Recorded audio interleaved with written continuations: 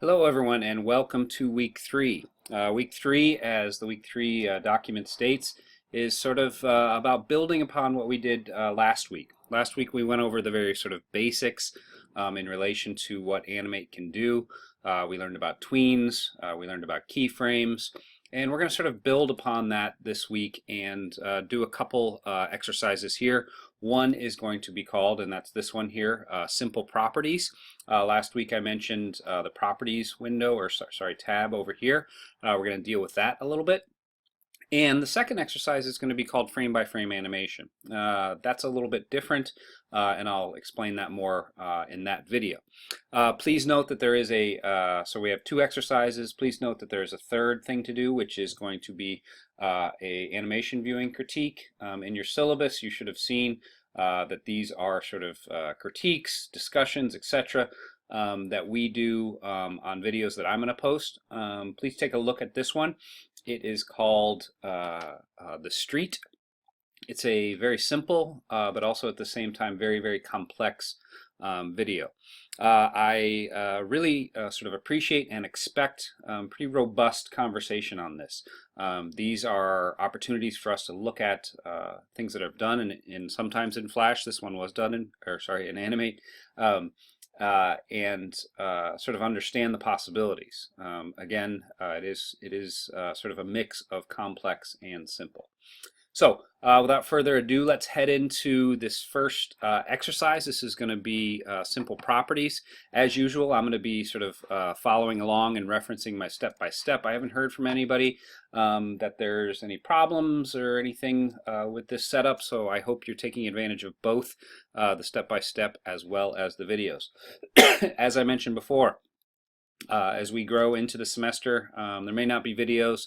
There might be something that I expect to be done just via the step-by-steps. So I'm reading off what hopefully you're reading off as well. So we open Animate. We're going to create a new ActionScript 3.0 file, and I'm going to sort of skip up here to step 4. Last week we sort of vaguely dealt with the layers here, and on this exercise we're going to deal with them more specifically, so as to sort of think about how to use these layers to your advantage. Layers, I think I mentioned, just like in Photoshop, are a great way to organize. And we're going to organize a little bit more by even sort of naming these layers. Once you guys get into making more complex movies, you don't want to have layer 1, 2, 3, 4, 5, 6, 7, 8, 9, 10.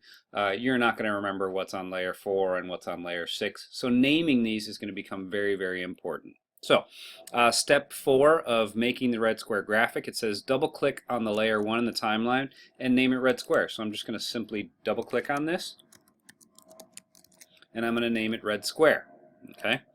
So I don't have a red square yet, but I want a place for that red square to go. So I'm going to sort of make a future home for it. Next it says at the top, and this is sort of a repeat of last week, but we won't be hurt by a little review. It says insert new symbol. So I'm going to go insert new symbol. Name that red square. So there's a difference here. We named the layer red square, and that's where we're going to end up putting the graphic. And make sure the drop-down, step 7, make sure the drop-down menu is labeled set to graphic. Remember, graphic is the most simple of our symbols. And when we hit OK here, I sort of went through this last week, we're going to pop over into the into the library or into our sketchbook where we're going to make stuff. So I'm going to hit OK. And it says choose the rectangle tool in the toolbox. Remember, your toolbox might look slightly different. Click on the fill color and choose a shade of red. Okay. And then it says click, hold, and draw a square. You can make a perfect square by holding down Shift on your keyboard. Remember, we want to sort of center things on this center mark. So I'm going to do that. I'm going to position this so it's fairly center. Excuse me. Now, this should be somewhat review from last week. We're making a graphic. We now see that graphic over here in the library. Since we have this big, vast space of white area, we know we're in the library. We're not on the scene. So I'm going to click, and I'm sort of moving on to step 11, creating the tween with a rotation. And it says click on scene 1 on the left, so I'm going to click here. Our red square goes away, but we still have it over here in the library. Take the graphic from the library called red square and drop it bottom left. So this should all be kind of review at this point. I'm going to position that. Now, we're just doing exactly what we did last week. Move up to frame 60 in the timeline. And this is a little hint. We can do what's called control click. This is a little shortcut. It's control on a Mac. To be honest, I don't know what it is. It might be a right click on a PC. And we're going to insert a frame here. If you don't want to do that, remember you can just go up to frame 60 and insert timeline frame as well. Okay, but I'm just sort of teaching the shortcut here. Choose any frame. I'm on step 16. Choose any frame in between 1 and 60, and then we're going to use that control click again and create motion tween. Okay, now just to review, we have a motion tween. We currently only have one keyframe that's right here. We need to sort of make another keyframe, or what's called a tween frame, up here at frame 60. So it says step 19, click directly on frame 60. I'm going to do that. With the selection tool, my black arrow, which I generally have sort of selected over in the toolbox, it says grab the red square and move it to the top right of the stage. Pretty simple. Okay, we have our path that's created. And then this is where we're sort of adding something to this. Okay, so we have a simple motion tween. This is sort of, you know, similar to what we had last week. This is where we're adding to that. So let's see here. We are on step 21. It says click on any frame in between frame 1 and 60. Okay, just like we did sort of with the motion tween. Creating the motion tween. Now it says choose your properties tab, okay, which is likely connected to your library. Remember, I'm in classic mode here, or the sort of that's the workspace I'm using. In classic, you should have your properties tab sort of next to your library tab. I said this is sort of the place where we change something that's happening to a graphic, later a movie clip. We're going to click on this properties tab. Okay. Now, what we need to do is a rotation. Sorry, there's a little glitch in the video there. Note that I need to sort of really click on that on the a place in between here. And what we get is sort of several options over here in relation to the sort of properties or sort of the characteristics of this particular tween. You'll see that this is the motion tween. It isn't really necessarily the graphic, it's sort of the properties of the tween. Okay, so it says under rotation choose 3 times. So I can click on this and I can type in 3. It's going to default to clockwise. That's fine. You can do counterclockwise. Later we can sort of do what's called orient to path. So we can sort of move this path and sort of have it orient to that.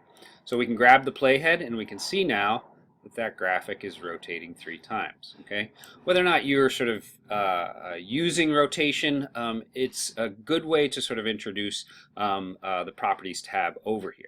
Okay, later we're going to deal with color, size, all sorts of things. Okay, so we are rotating that 3 times. Next thing we're doing, and I'm going to sort of pause the video here for a second just to sort of set up. The next sort of section, and I've split the step-by-step into sections, says create a new layer in the timeline, name it purple square. Create a new layer in the timeline and name it green square. And then it says insert 2 separate new symbols, make a purple one, a green one, and you're sort of repeating these steps. All I'm having you do here is sort of practice this. Practice makes perfect, as they say. So we want to sort of practice this and sort of see how these layers interact and sort of get to know this properties window. So again, I'm going to pause the video briefly and sort of set up my layers as well as my graphics. I've set up a few things here. I've set up a purple square layer and a green square layer. These are currently empty. A couple things to note. We create a new layer by clicking on this little icon right here. It's just sort of a page. That's going to add a new layer. You simply click on that. Okay. You can delete stuff by highlighting it and hitting the trash can there. But I have purple square and green square. They look a little bit different now because they currently don't contain a motion tween. They're just sort of plain layers. This red square layer sort of has this icon because it is a motion tween layer. I have also gone over and created a green square graphic and a purple square graphic. Okay, so I've sort of set up what we're about to do here. What we're going to do is sort of just repeat. I'm going to take the purple square, and I really want you to sort of do this as I sort of position it on the video.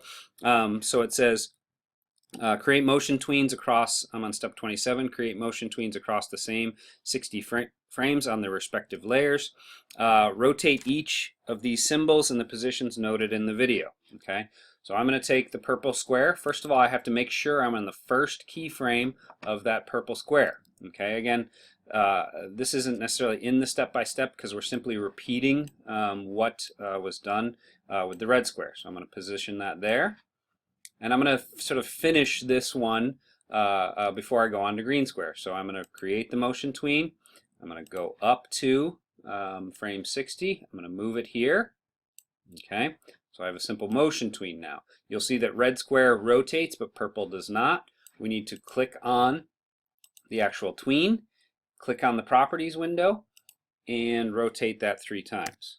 Okay, again, this part, it is in the step-by-step, but it's sort of, in previous steps 11 through 23. But we're just sort of repeating it for each of these graphics. Okay, so now I'm going to click on the green square. I'm going to go back to the library. I'm going to go to green square, and I'm going to position this one in the center.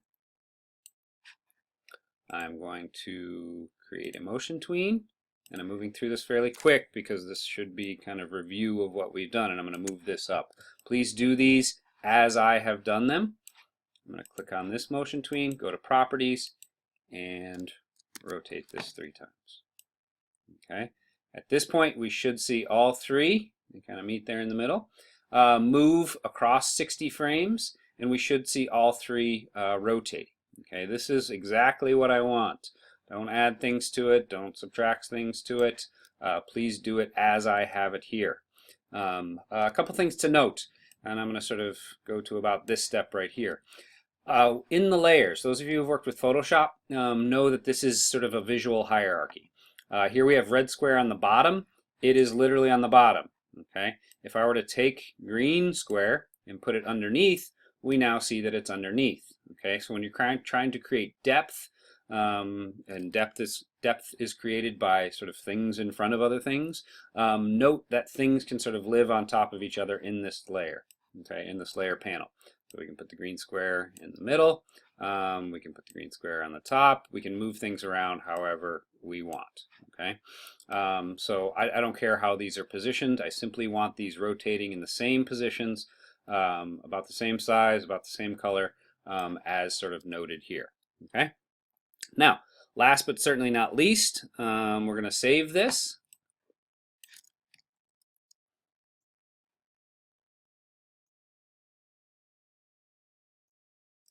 And remember, we're saving this as a animate file. Let's see here. Animate document, which is still .fla. You're going to save this as first name underscore last name underscore simple properties. And it is very important you put these names and sort of exercises. It makes my life easier in terms of grading. So I'm going to hit save. Next, on step 30, and just sort of reviewing this is probably the last time I'm going to review how to do this, but we're going to sort of test the movie and animate. This will generate the SWF. I've sort of looked at, though they're not due until later this evening, I've looked at the Dropbox. It seems like everyone's so far handing in SWFs and not FLAs. This is what I want. Okay. Remember, I will only want your .FLA if I have to look at an issue. Or it might be good news. I might want your FLA because I want to use it as an example for later courses. So you're handing in your simple properties.swif. That's simple properties. That's the first of the 2 exercises this week. Again, they're due next week prior to midnight on Thursday. Email me with any questions, and you should be going on to frame by frame animation now.